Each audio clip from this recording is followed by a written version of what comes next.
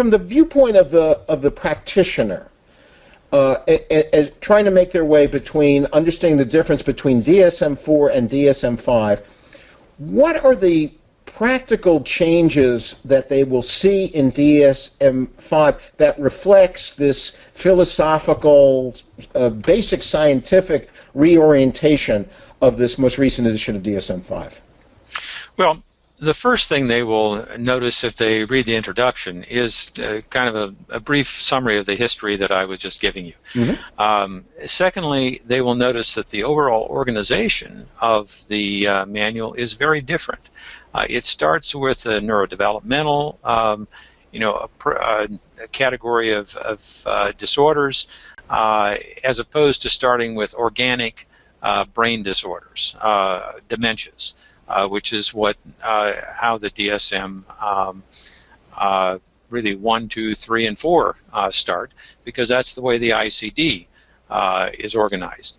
And so what we were able to accomplish by working jointly with WHO through all this developmental period was that we agreed that we would have a common organizational approach that would follow as much as possible both a combination of developmental and neuroscience,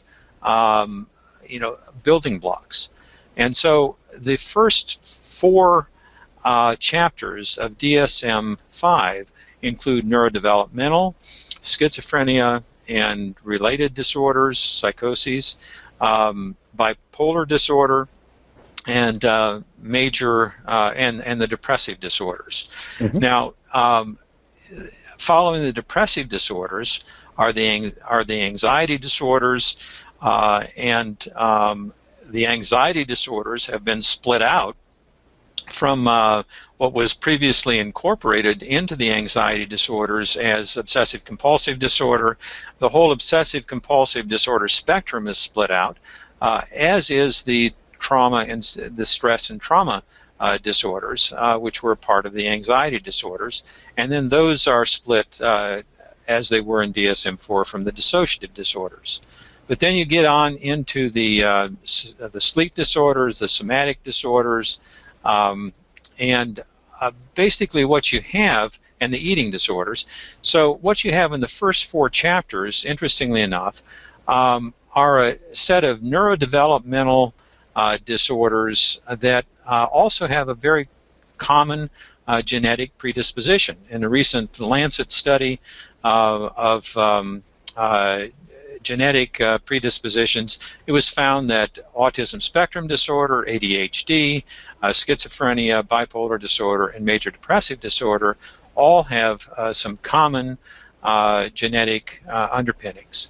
Again, this just completely belies the idea that they would be totally separate disorders.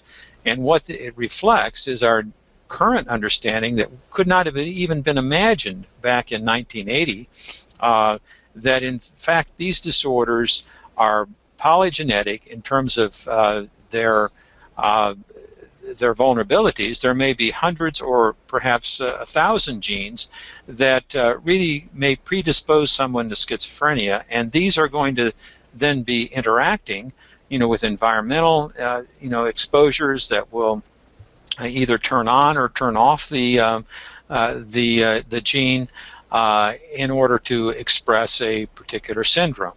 And this is a completely different approach to understanding of mental disorders.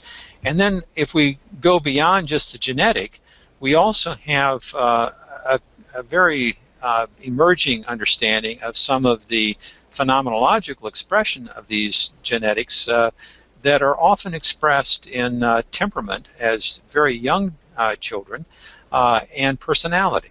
And so we've emerged, with a group of internalizing disorders and externalizing disorders that seem to co-occur, that you're much more at risk for having, for example, a generalized anxiety disorder if you have a history of major depressive disorder in the family than you would, say, of having, say, schizophrenia. And I think this is the type of thing that, and that next group of disorders, starting with the depressive on down through the anxiety and somatic disorders, are the internalizing disorders. And if you get to some of the conduct, impulse control disorders and the substance use disorders, those are much more in keeping with the externalizing disorders that also tend to co-occur along with antisocial personality disorder and the like.